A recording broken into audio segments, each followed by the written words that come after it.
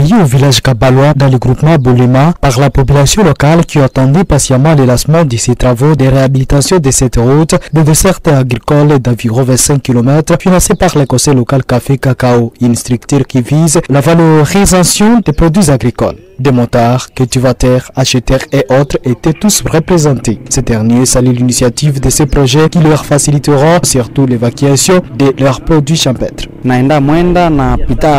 je pars à Mwenda, je passe bien ces tronçons de l'Océloce et c'est très délabré. Mais comme je vois cette organisation de faire son asphaltage, je suis tellement content car je sais que ça va nous soulager, nous les motards, à diminuer la fatigue car nous souffrons beaucoup dans cette route de l'Océloce. Que Dieu puisse faciliter les finissages du projet car même les cultivateurs évacueront leurs produits facilement.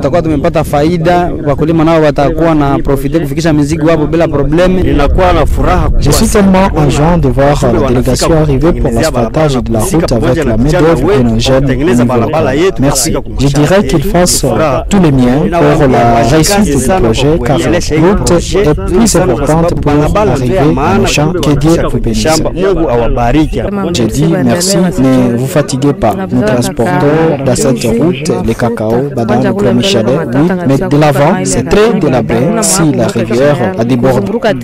Devant cette population bénéficiaire du projet, Stéphane Moukarambia, alors président du conseil local Café Cacao, en a appelé à cette dernière de s'approprier le projet dont elle est bénéficiaire. Toutefois, il rappelle sur la nécessité d'enregistrement des champs de chaque agriculteur. Nous sommes là, c'est pour le lancement d'un travaux de la réhabilitation de la route de dessert agricole l'Océloce, Kabalois, jusqu'au niveau de Alungupa, d'au moins 25 km. Cette route va servir beaucoup aux agriculteurs pour l'évacuation de leurs produits agricoles. Vous savez que les produits agricoles ont une valeur quand ils sont évacués facilement. S'il n'y a pas un moyen d'évacuation, ils n'ont pas une valeur considérable. Projet financé par le conseil local Café Cacao, qui est une structure, je dirais, des agriculteurs. Cette structure a pour mission de mettre en place une politique pour la construction des infrastructures de base qui vont servir les agriculteurs pour évacuer, stocker, mais aussi mettre à valeur leurs produits. Pour le moment, on s'est fixé un délai de 6 mois. Ce n'est pas seulement l'aménagement du tronçon, il y a aussi